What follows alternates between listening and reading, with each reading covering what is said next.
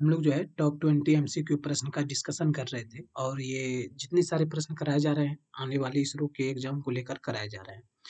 इससे पहले ऑलरेडी जो है तकरीबन मेरे ख्याल से 5 वीडियो अपलोड हो चुका है चैनल पे और ये जो है छठा वीडियो होने वाला है। अगर आपने उन 5 वीडियो को नहीं देखा है तो आप चैनल के प्लेलिस्ट में जाइए, टॉप 20 एमसीक्यू के नाम से प्लेलिस्ट मिल जाएगा, वहाँ से आप जाके देख सकते हैं, है ना?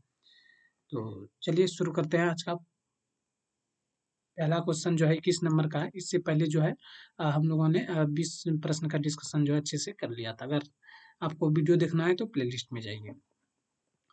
तो आज का पहला प्रश्न है, डिफ्यूजन एनलिंग इज यूज टू, यानी जो है डिफ्यूजन एनलिंग का प्रयोग जो है किसके हेतु किया जाता है? तो इसका जो सही आंसर हो जाएगा वो पहला हो जाएगा, पदार्थ के रसायन विज्ञान के एकरूप करने हेतु। ठीक है, डिफ्यूजन एनलिंग का जो प्रयोग किया जाता है इसके लिए किया जाता है।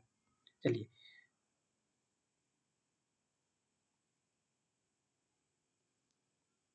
हल्का सा इस प्रश्न में डाउट लग रहा है। ठीक है, निम्न के असाइनमेंट इसका उत्तर ये दिया गया है।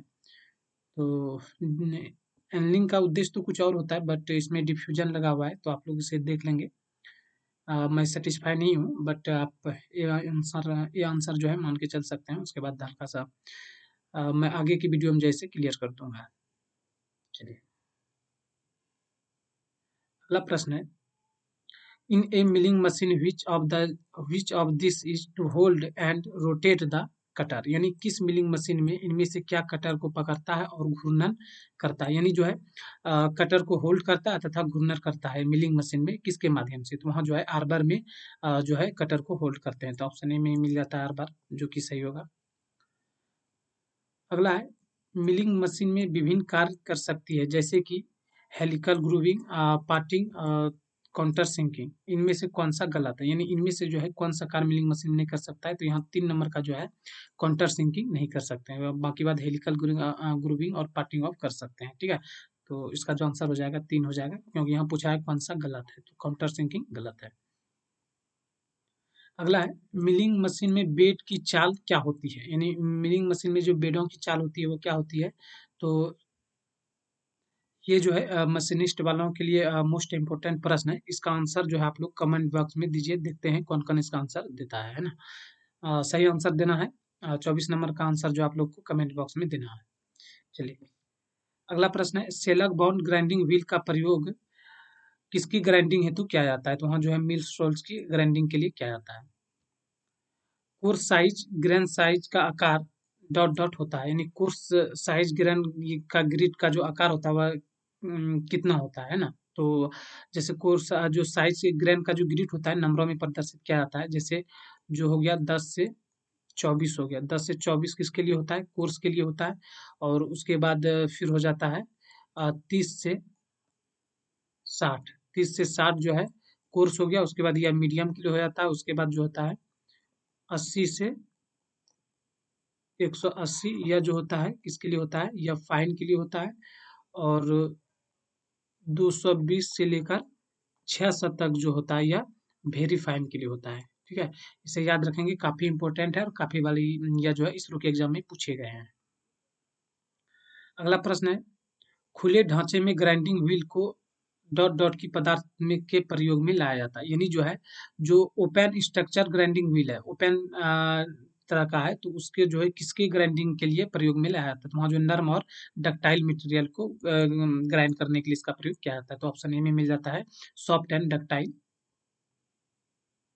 अगला है, लेथ में जब वर्कपीस सेंटर के बीच पकड़ा हुआ होता है तो उसे चलाने के लिए किसका प्रयोग किया जाता है? यानी in a lathe when the workpiece is hold between the centre the dot dot is use drive it. यानी जो है जब लेथ में जो है वर्कपीस सेंटर के बीच में पकड़ना है, ठीक है, तो उसके लिए वहाँ किसका प्रयोग करेंगे? तो वहाँ कैच प्लेट का प्रयोग करेंगे, जो कि ऑप्शन ए में मिल जाता है। चलिए, अगला है, इज नोट सेमी सॉलिड और सॉलिड लुब्रिकेंट, यानी ठोस अथवा अर्धठोस स्नेहक नहीं है। इनमें से कौन सा जो स्नेहक दिया गया है? ना ही ठोस है और ना ही अर्धस्नेहक है। तो इसमें CO2 मिल जाएगा, जो ना ठोस है और ना अर्धठोस है। बाकी बात यह जो है ठोस और अर्धठोस का उदाहरण है। चलिए, अगला देखते हैं, no go plug gauge dot dot के आकार का होता है। तो यह हॉल का अधिकतम सीमा के आकार के बराबर होता है। ठीक है, काफी बार इसे क्लियर क्लियर कर चुके हैं। अगला, यदि किसी ग्राइंडिंग व्हील में 80 आर लिखा हुआ है तो इसका अर्थ क्या होता है? ठीक है, कोई ग्राइंडिंग व्हील है उसमें 80 आर यानी 80 आर लिखा हुआ था, इसका मतलब क्या होता हुआ जो है कठोर है ना? तो वो कठोर है, इसको भी कई बार क्लियर कर चुके हैं।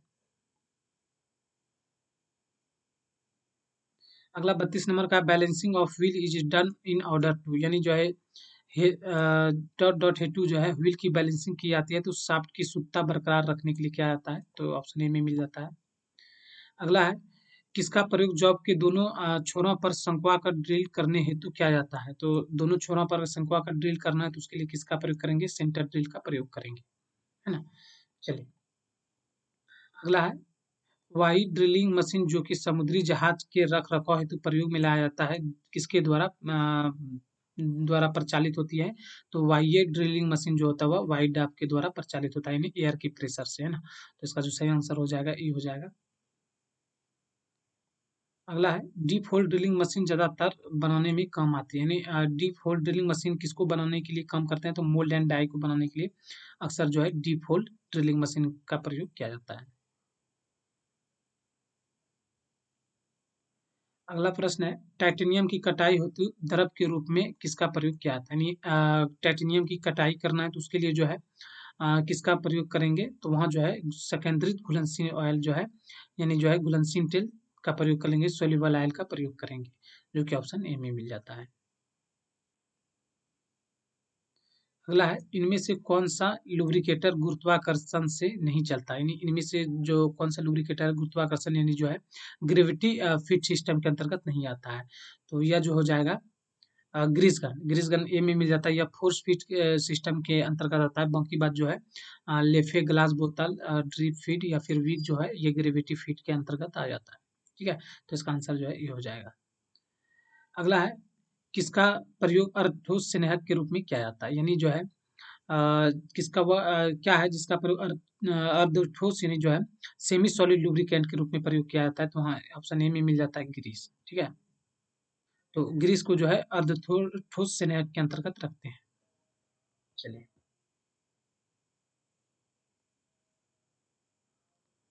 अगला है, which of the friction the weakest, यानी इनमें से कौन सा घर्षण सबसे दुर्बल घर्षण होता है? ठीक है, यानी सबसे दुर्बल घर्षण, सबसे कमजोर घर्षण कौन सा है? तो वह जो है रोलिंग घर्षण हो जाता है, जो कि ऑप्शन ए में मिल जाता है। काफी इंपोर्टेंट है, इसे याद रखेंगे। ठीक है, सबसे दुर्बल घर्षण कौन सा हो जाएगा? रोलिंग घर्षण हो जाएगा।